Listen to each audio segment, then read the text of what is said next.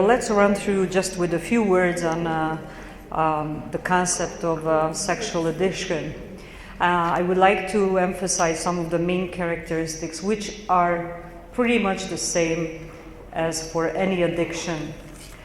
The substance of addiction, which at first brought relief, excitement and enjoyment, starts losing its effectiveness. As I just said earlier about Ted Bundy, increasing. Think about it this way. For a week, for 2 weeks, for a month, for a year, it worked. And now it doesn't work anymore. It's the same as with pain relievers. It works for a while, and then you need to take more to have it work the same way.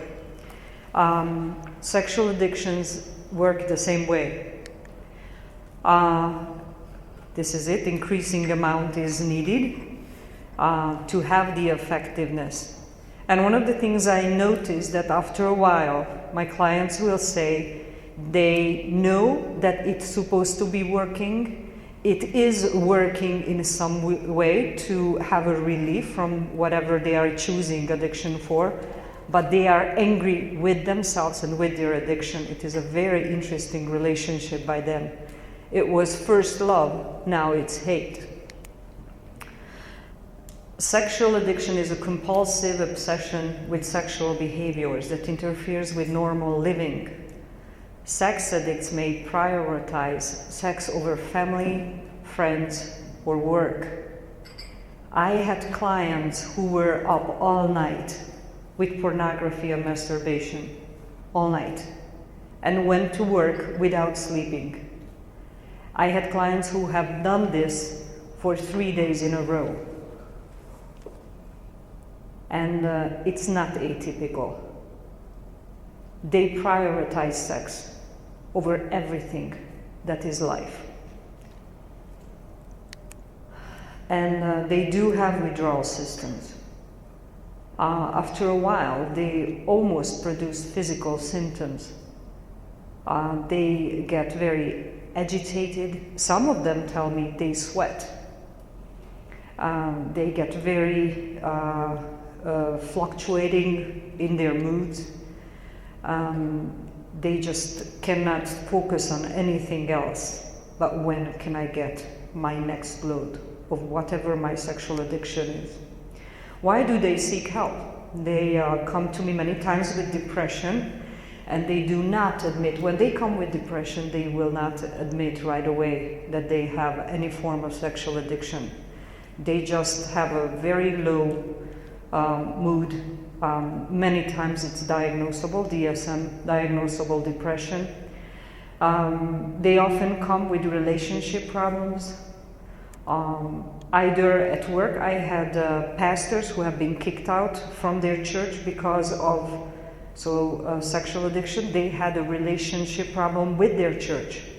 They have a relationship problem with their marriage, with their fiancé, as I mentioned earlier.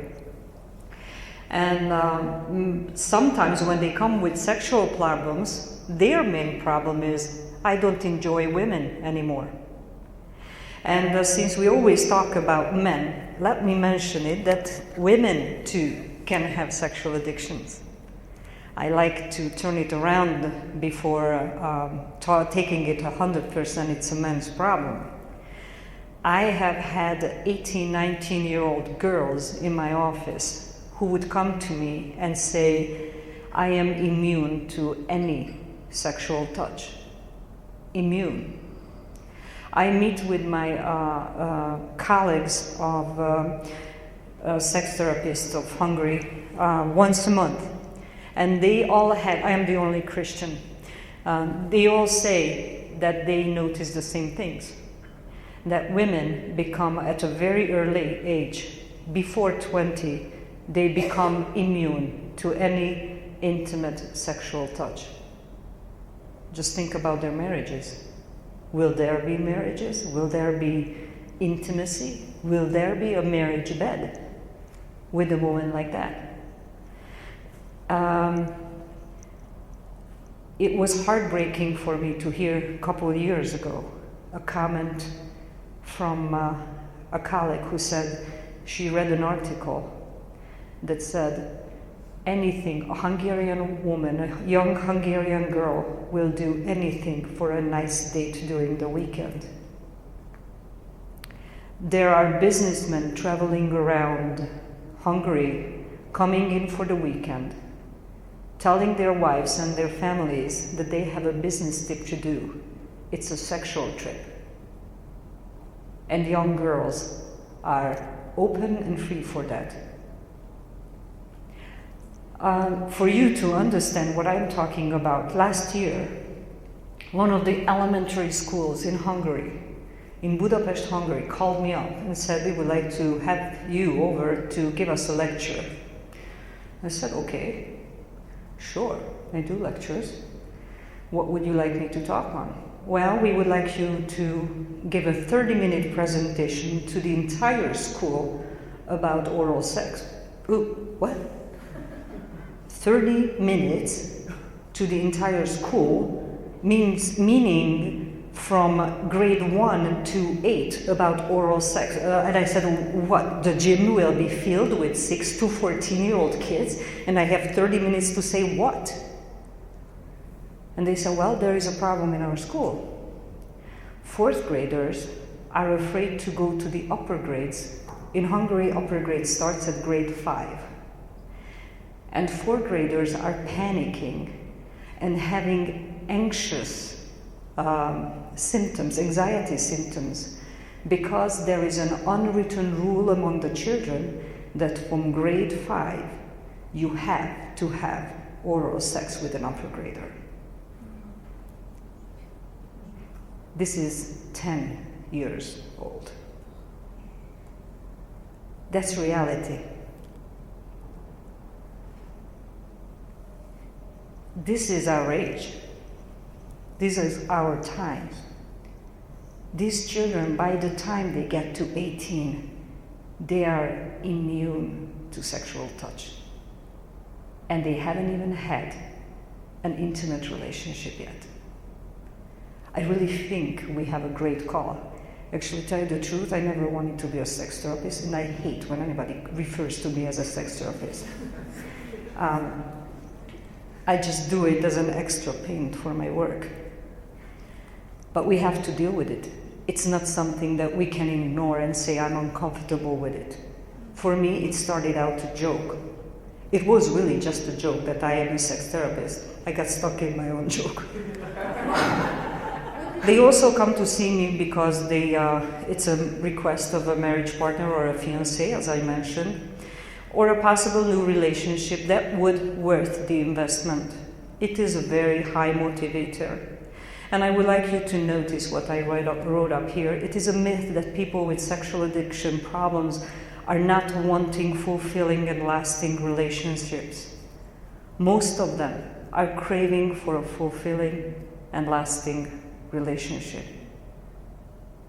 They are hurt and they would love to be loved intimately. I would like to show you the common patterns of development. Addiction is a self-medication. I always call it a painkiller for the pain of self-doubt and self-rejection.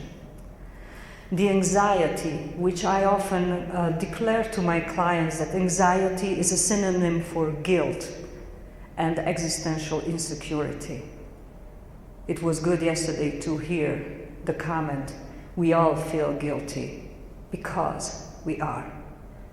And we all feel guilty because the distance from God makes us feel that way. This anxiety is the bedrock of most pathological mental states. When we have some level of anxiety, and the anxiety reaches a certain level, think about as your thermostat in your home. Our self-rewarding system moves into action. Our self-rewarding system says, oh my gosh, this is too much anxiety for me to handle, so we need to do something about it. Reward, where is it? So people start searching for relief, gratification, and pleasure. The mechanism, this pathomechanism, the development of chronic psychological dependencies have 4 stages. The first one is, I think it's on your outline like this, is the first experience. A single experience that some sort of pleasure relieved some kind of anxiety. It is nothing intentional. It is most of the time accidental. The person was not preparing himself to be relieved. Maybe he was just caressed by a girl by accidentally, but it felt really, really good at a young age. In Europe, we have all these very stuffed public transportation. Something there might have just happened accidentally, but it was a relief. Suddenly he felt good, and by the time he came off the bus, he felt like everything was okay. This positive experience is stored in long-term memory. And then comes the next stage, which is a reminded experience. As time passes, maybe the experience has been forgotten until an unexpected onset of anxiety or stress. So suddenly you have another stressor in your life. You haven't thought about that one relief, and this anxiety seems unbearable. Long-term memory steps in and reminds us of the once experienced relief and pleasure. Your memory just says, I remember when I felt that way, and that happened on the bus, and that was good. I was okay afterward. And based on that past memory, he starts reaching out for the same pleasure, sex again. So he goes up on a bus again. But this time it will not be an accidental, I touched a girl on the bus. It will be an intentional.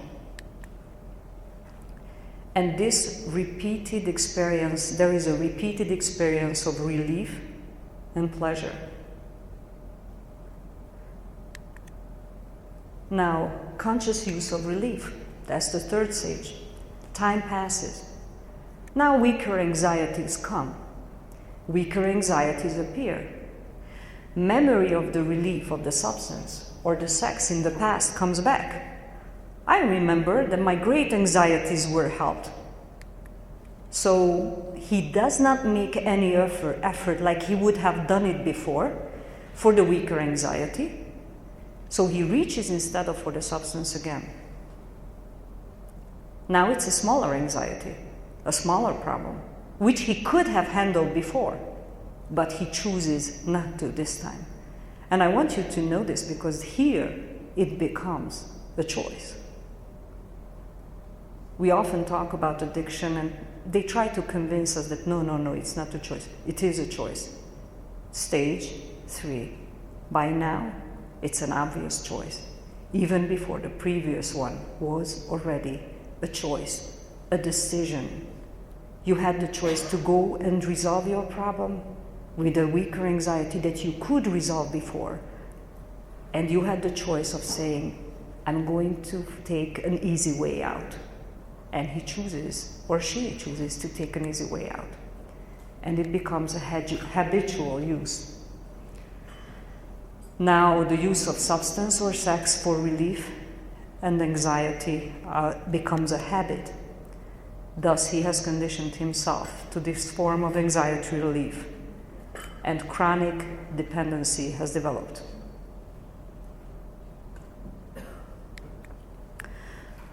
I would like you to see the concept of dependency as a pain relief, as an escape.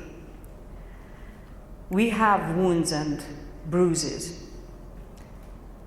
I have wounds and bruises. I can use healthy solutions and healthy healing for those, or I can use painkillers. Our society encourages us, don't worry about resolving the problem. Don't worry about being healed. Just get in that aspirin and go on. Don't worry about going to the doctor with your back pain. just take up our aspirin and painkiller and you can lift up your grandchildren like you could never before. Yeah, maybe a hip transplantation would help you for a lifetime, for 20 more years, but why to bother with hip transplantation? Just keep on taking your painkillers. You see those advertisements, don't you? That's the same for everything else in our lives. Keep on taking the painkillers. There is a great confusion in our society between pain relief and healing. What does it mean then when somebody says, I'm well, thank you? What does it mean when you and I say, I'm well, thank you? Is it healed? Or is it just pain killed? Sex seems dependable and controllable. We like to control things because it gives us a safe feeling, but it's a false safety. It is one of the first lies that we allow ourselves, that if we control it, then it is safe. We have deep core longings. I'm going to go back here for a second. And I approach most problems from this perspective. I want to look at our core longings. They are God-given longings, and they are totally healthy. But every one of us have wounds in one or several areas of those core longings. What are those longings? I would like to run through them. There are 8 of them. We long, all of us, to have fellowship with God. We long to have a secure and safe environment. We long for a sense of worth. We want to feel that we have worth. We have a desire to be unique and special. We want to be important. We want to be loved and we want to love. We want to be enjoyed and we want to enjoy. We want to find fulfillment and meaning in life. I started reading the Bible from the very beginning not long ago. And my intention was that I put down any Bible reading aid and I'm just going to read every time I sit down. I will read it until something touches me deeply. Something just stands out. It's a weird Emoke approach, but I liked it because God has been really speaking to me in unbelievable ways. And of course, my glasses are psychological glasses. Ellis Potter would ask me what is psychological. But at the very beginning, at the fall, it struck me how the first thing Satan convinced with was still true. Before creating Adam and Eve, God says, let's create somebody like us. God's desire is to create somebody like Him, not somebody just there, like me, like us.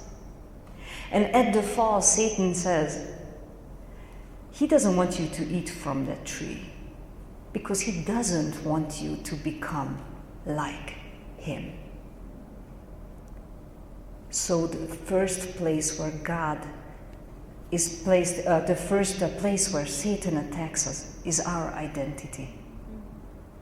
And I believe that we are still wounded in our identity. Satan comes to you and comes to me and comes to all of us saying, God doesn't want you to be like him. What a lie. If you look at these core longings, they all talk about it. And our clients suffer with this. They suffer because they don't believe that God wants them to be like him.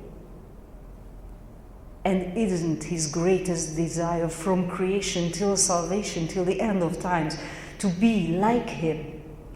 Isn't our fulfillment Our wholeness is by being like Him.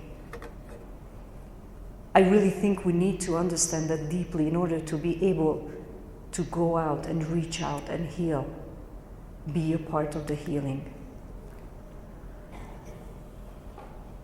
Guilt and shame is at the core of all of us, but especially people who are struggling with addiction and sexual addiction. Their most characteristic feelings are guilt. Guilt is something that you have done. Guilt is feeling horrible and guilty because of what you have done. Shame is the fabric of your identity. It is not something that you have done, but it is the result of what you have done or what they have done to you. It is the fabric of our identity. And Satan can work through those. Guilt and shame can work against our therapy. It can stop our clients from coming back to us. It can stop them from admitting that they are in need of healing and recovery and choices and right choices. We need to know this because some counselors can put too much guilt and shame, and reinforcing that guilt and shame can damage the client and the progress. But I would like to also show you that guilt can work for the benefit of the therapy. And I really would like to point out to you that we should not rescue clients. When I see somebody in front of me full of guilt and shame, I would just sometimes like to hug them and say, "Oh, but God will forgive you." I cannot do it too soon, because then they will never come to the throne of God and admit it, that they are in need of Him. Grace offered too early is grace never accepted. They need to see they need for grace and the forgiveness of God. I really believe that empathy, full of mercy, will give us the right to genuine confrontation. I would like to point out to you the importance of listening to this story. I like to listen to the recurring patterns of false convictions, inner lies, and their vows that they have made. Those are the core longings, the wounds that they are struggling with. Those are the bruised God image that they are struggling with. And as they are telling me their stories, I'm very eager note taker. You would see me, you wouldn't believe it. I recommend all of you to take notes, because those notes can be very helpful couple sessions or maybe couple months later when you look through their case and trying to find what is the essence that I'm missing here. I write down a lot of things that they say. My ears are just sharpened to listen to where are they bruised? What is it that they are just killing as pain? Where are they using painkillers? With Christians especially, I listen to their God image. My experience, especially in the post-communist countries, is that we have a very damaged God image. For those of you who are coming from a post-communist country, please understand that communism taught us that we are not allowed to think or to feel. But God requires thinking and feeling in a relationship to be with Him. We need to do both. We were taught not to think and not to feel. And maybe we have now democracy and freedom, but we don't know how to treat that freedom. We have no idea what to do and how to allow feelings and thoughts. And we do have a bruised God image because of that. Some of the foundational lies that come over and over into my office that I hear: I must meet certain needs. I must meet certain needs. standard. Sorry, thank you. I must be approved. After all, if I'm approved, I'm worth something. I must be approved. I must be told I'm great. And for men, with having sexual contact with prostitutes, this is one of the number one reasons. Do you know why? Because being with a prostitute, she will perform everything to make them believe that they are great sexual men.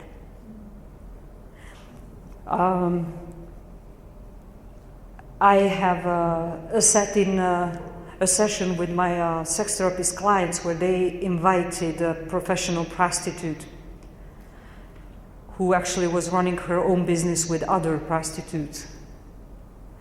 One of her main sayings, "I will show you what a man you are."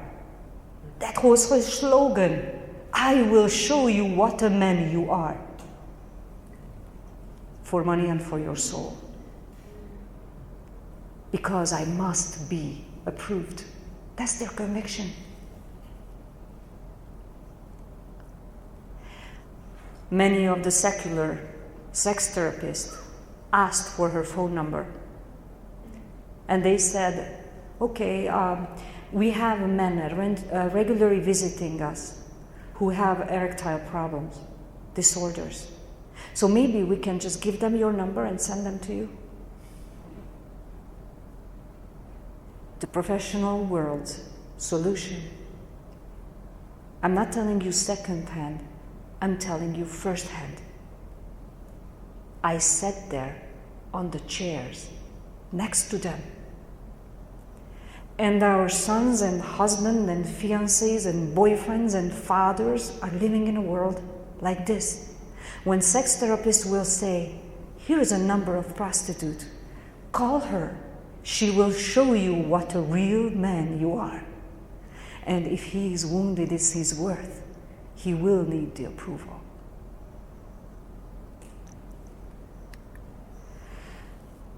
Those who fail are unworthy of love and deserve to be punished. Desire to be loved and to love. And if we talked about men, let's talk about women. Because women are moved emotionally. Women are moved to sex with emotional needs of love. And oh, how many women think that in the arm of men they are loved. Even if they are taken advantage of. Even if bodies are objectified. It is one of the number one reasons why women become addicted to sex. I hope that after today you will not believe that it's only a man's problem. Those 18-year-old girls cannot count the number of their partners that they had. Do you know when they start practicing sexuality? Most of them at the age of 13. 13. Think about it. 13.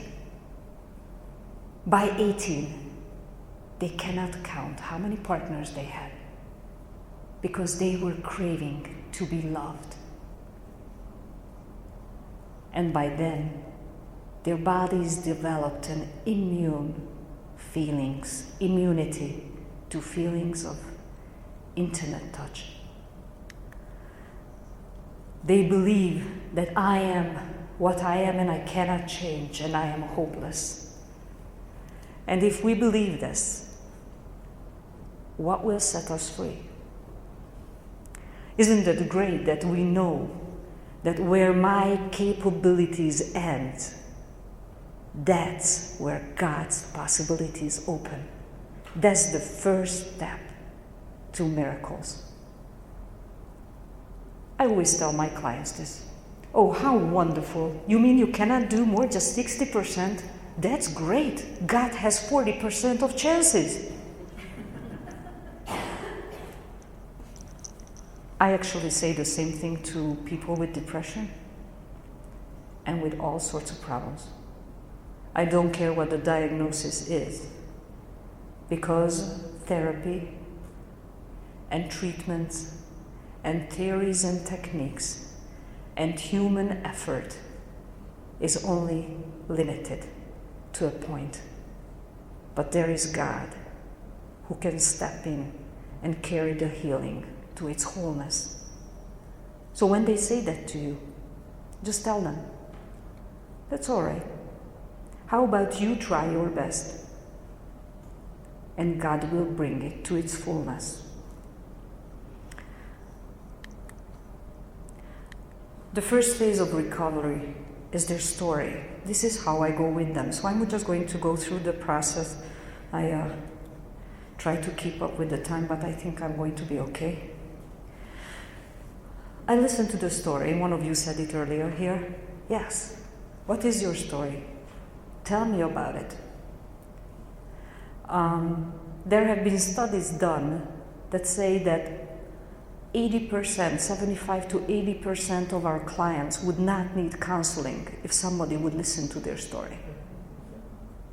Just think about what it tells the church, our churches, if we would listen to their stories, if we would be willing to sit down by the well and ask for a glass of water while listening to them with acceptance, although we know that they are deeply in sin.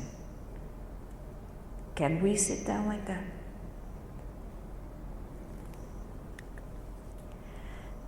I teach my clients, I educate them. I tell them what I just told you. I tell them, you know what? We have all these longings. Where are you wounded? I ask them, show me, pick one. They usually pick 3. And then they ask me, can I pick one more? I said, feel free. There are 8 to choose from. But in the minute it comes to a conscious level that I am wounded, I am in pain, and I want to be healed, then you have the energy. Then there is a described, a verbalized need. And you know what? We have something about verbalized things. Once we verbalize something, we want to be faithful to our own tongues. It's an extra energy. Once I said something, I want to be faithful to what I said. So let them say it. I am wounded, and I am killing pain here. Teach them about it. I do uncover their woundedness and unmet needs. We talk about it. I ask them, where was it? Where were you wounded? Where were your needs not met? I don't spend the 10 and 15 and 20 hours on it. Please don't misunderstand me. Maybe 2 to 3 sessions at the most. Because I'm not an analytical. I don't want to dig in their past for years. But I want to see what happened to them. I want them to understand their own lives. So we go through those needs and woundedness. Let them go deeper if they need to. They might go and tell you about deeper pains and memories, sometimes sexual molestation and abuse. I would like to encourage you, do not ask a question that you cannot handle the answer for. Please do not ask a question that you feel that if they answer honestly, it's okay, you cannot take it. Leave it alone then. You don't have to ask all the questions.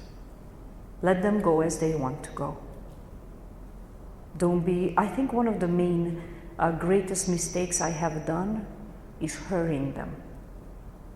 I like depression and the teacher into depression, and I thought about it, why? That's sick. Why am I so hooked on depression? And I realized why. Because I am really good with them. And I can go through healing with them very fast. And every time somebody goes, I go, I've done it. It's a false desire from my side for success. And when I have pushed people in a hurry, I actually hurt them. One of my greatest desires is to be more patient, and I encourage you to do the same. And also, just a small comment, please do not force memories. Do not convince them anything that they don't tell you about. When we talk about pain and bruises and pain killing, we need to talk about grief and loss, because every single wound is also a loss of something. Help them go through the process of grieving and suffering their losses. Their losses are many times not just what happened to me, but the image of a father that I have now, but I never had and I will never have. I wish I had a mother like, but I will never have because my mother is a borderline. Those are losses. Help them go through that. I do stand with them by the grave of their losses. We cannot afford getting so used to hearing the pain that we become immune to it or become impatient. There are self-medication issues. Help them to the discovery of their self-medication. Help them to find, like I said in my case study, that my client used, for his frustration, he used pornography. But when his boundaries were crossed for his self-worth questions, he used prostitutes. So when I say help them to the discovery of their self-medication, show them the connection. One of the things I noticed for men, the 3 top things that they medicate themselves for is worth. The other one is, am I somebody? Let me say it this way, am I somebody? The other one is, I cannot get my will across. My boundaries are crossed, and there is a great amount of anger and frustration, which is worth. That's the number 2. And the number 3 is boredom. Boredom. They are bored. So I don't know what longing that one is, but the first 2 places is anger, which is about their worth. And the third one is boredom. Many times they tell me, I say, why did you reach it? I don't know. I was done with work, she wasn't home yet, so I got up, got a beer, went back to the computer. Interesting, many men will get up from the computer between work and pornography, get a beer and come back. Remember the line or the process, right? I say, okay, so maybe the next time you get up for a beer, think about it. Have Coke in your fridge. They won't do it with Coke, honestly. Have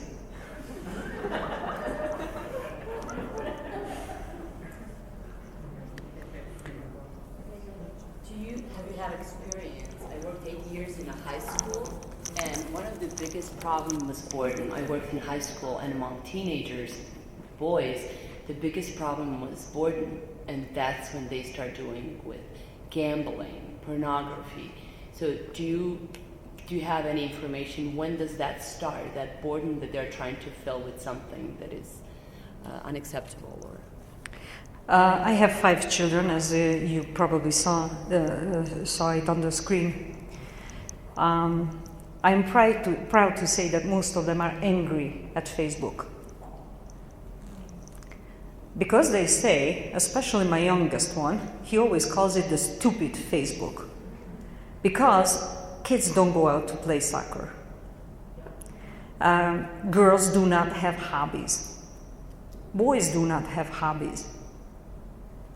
They don't live in connection with people, because see, hobbies usually require connection with yourself, with your goals, with your desires, with your imagination, with your feelings, and with your peers.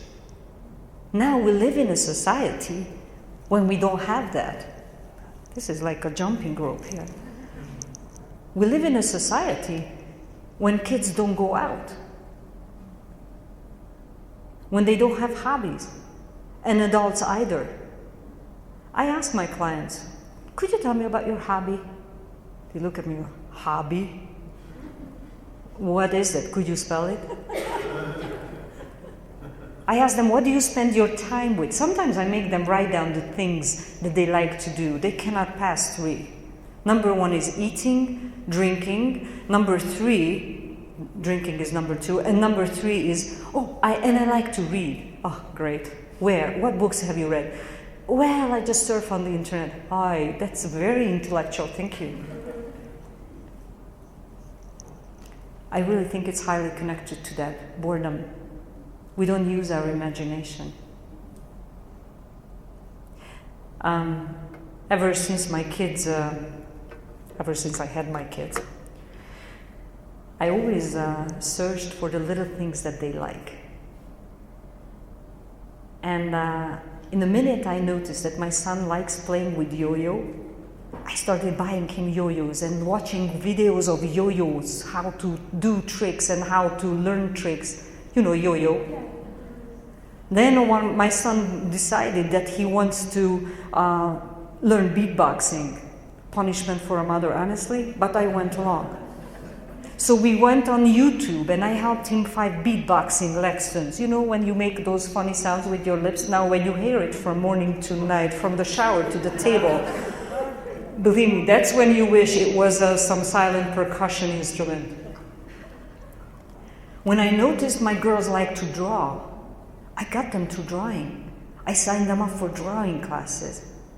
I didn't have television for at least their first 6-10 years of their lives.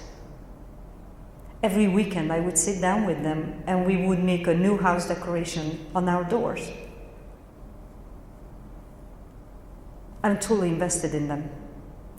I'm invested in their thinking and in their minds. Teach your children, teach your church, teach your people to use their imagination, to use their feelings, their thoughts, because only people who are willing to think will take responsibility for their words and actions.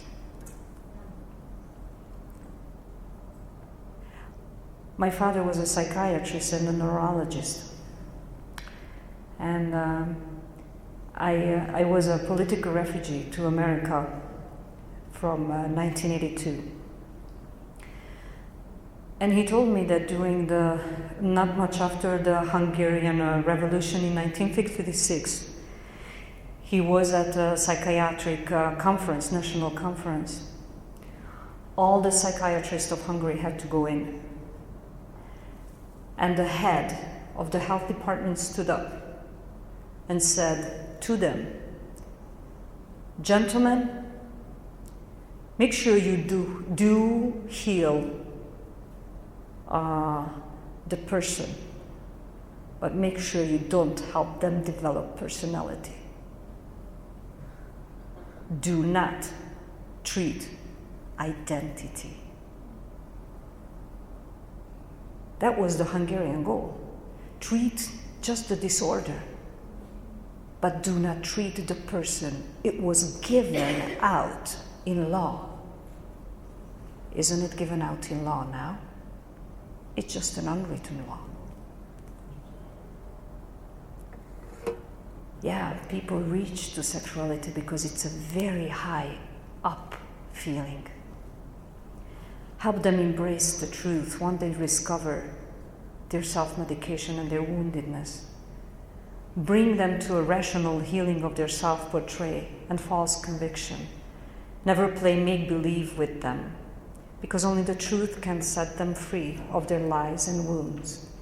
And I know right away your question is, what is rational healing?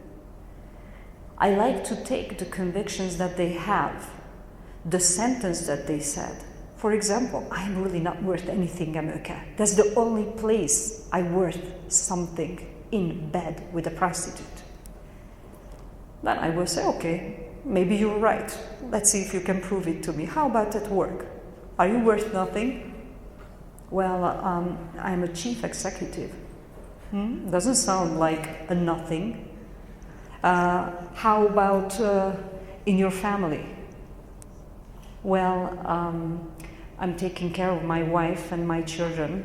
So actually, I bring home the money and they're all taken care of existentially, financially. Well, that's a nice thing when you have 3 children. So maybe existentially, you are not worth nothing. And by the time, see, I listened at the very beginning to their story. So when I am coming to the point of embracing the truth, I can confront them with the truth, rationally. I will not say, oh, I think you are wonderful. He will look at me like, yeah, for the amount of money I pay you, I would think the same. They will not believe you. But if you just draw out what you have learned about them one by one and show them that it is a lie, even from a rational, faraway perspective, that will just put, how did we hear it yesterday, put a little stone in their shoe. That will be enough.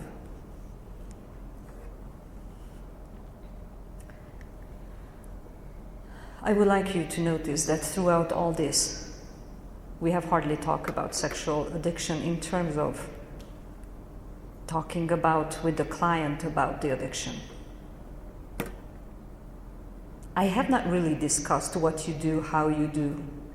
I'm not talking about it. I'm not treating the sex, the sexual behavior. I'm not treating their eyes. I'm going a lot deeper.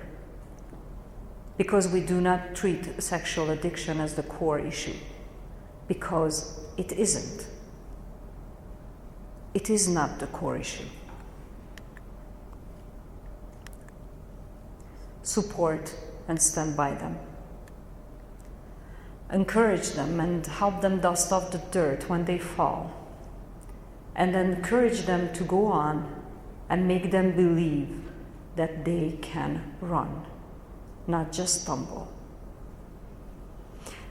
I have this little thing that I usually show my clients when they come to, I'm going to use this remote control to show it to you. It might be helpful. It's very simple and it's nothing PhD level. But I usually get a bottle or a pen or whatever I have it at hand and I say, let's say this is the process of your addiction. This is when you sat down in front of the computer and this is the length of time while you were in front of the computer. So this shows the whole process of your addiction. And imagine that you have a line, the timeline here. And I place this. On the timeline, I place your addiction, your action on it. When you come to see me the first place, this is going to be challenging. This is when you wish I was an octopus, with 8 hands.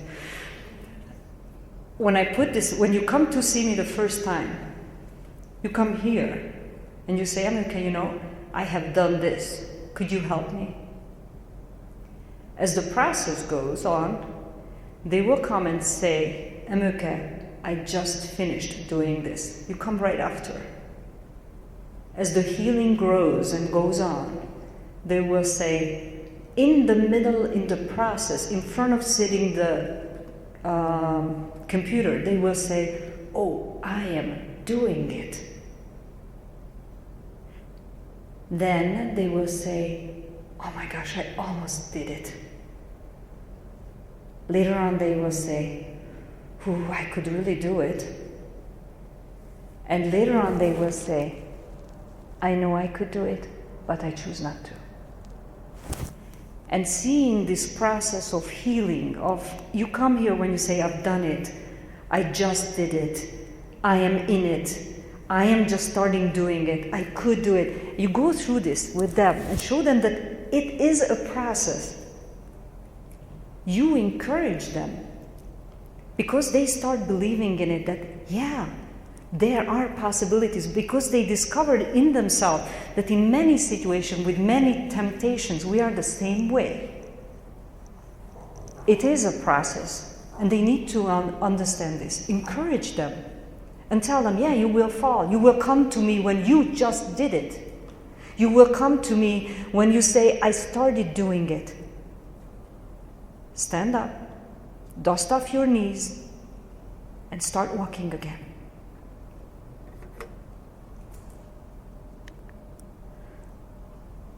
Stay with the process. Don't get tired of it. You can get tired of it, especially for you like me, impatient. Stay with it. As I said, it is a process. It takes time. It takes falls. And then I go to the restoration of the image of God. Actually, I did not know where to write it because I go into small pieces and bits of the image of God throughout the process from day number 1. I try to show them all the way through that God is with them, even in their struggles.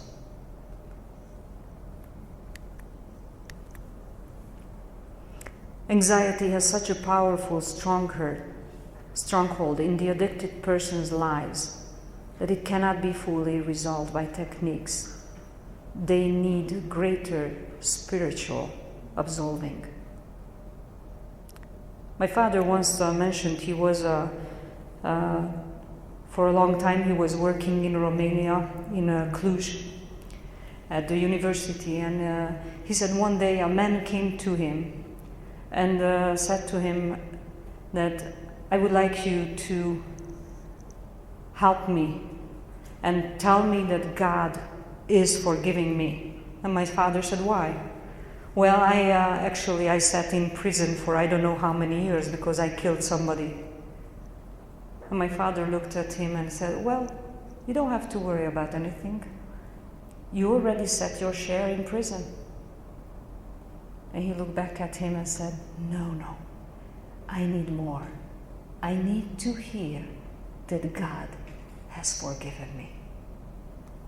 That's the greater absolving that our clients need to hear. Because Satan can get guilt and shame to keep working in our identity that he doesn't want. God doesn't want you to be like him.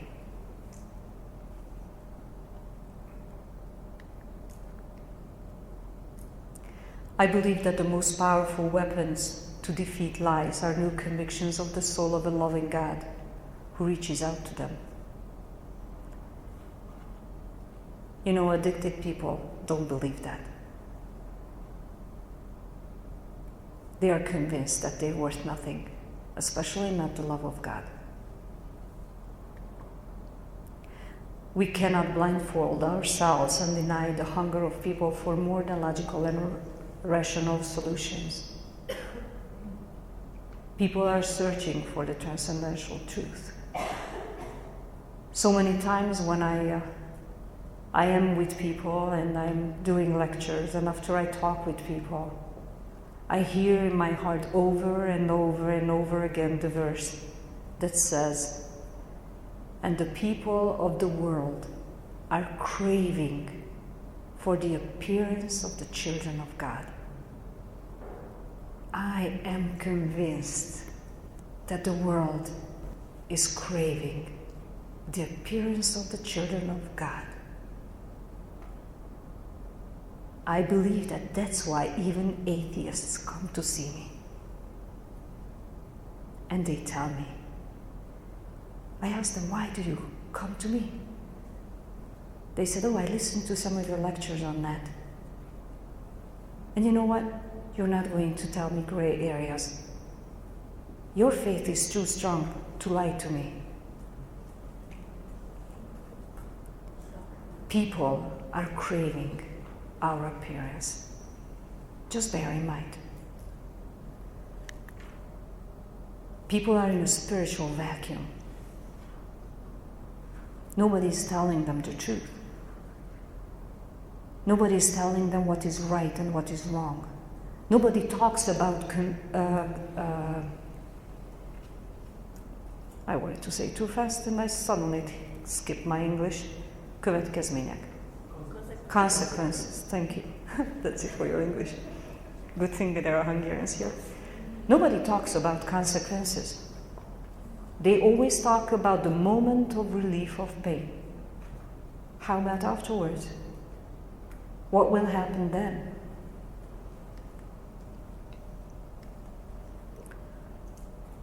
What people are craving is not information, but transformation.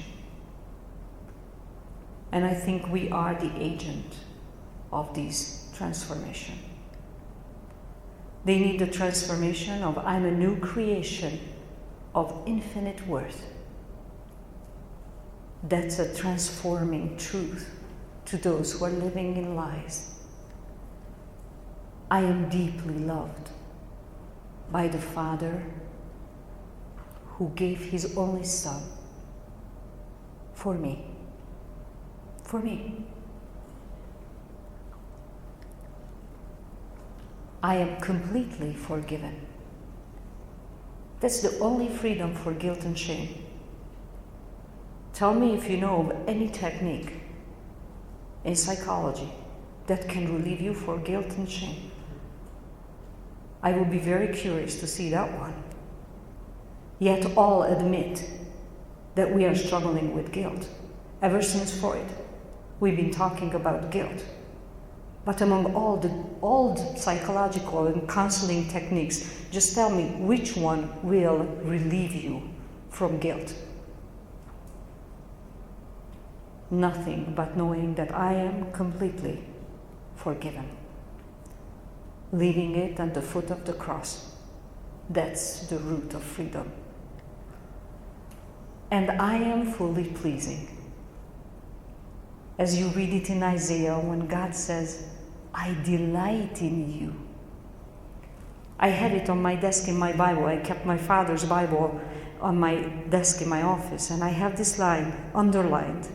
And I just go and say, would you read that one sentence that is underlined? Nothing else is underlined. I delight in you, and I love you.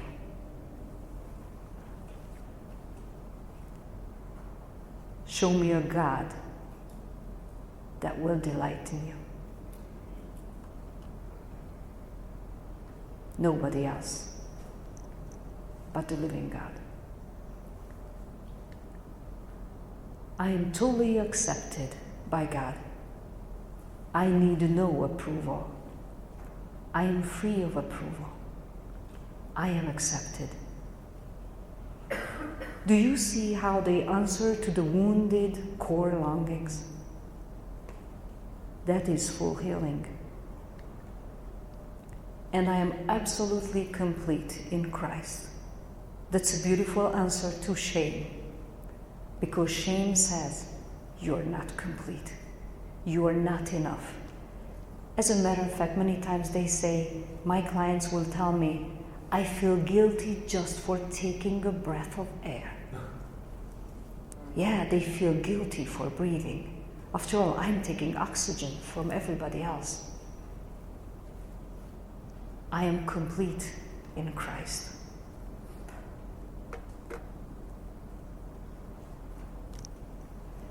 I tried to keep track with time, and I think I was successful with 6 minutes.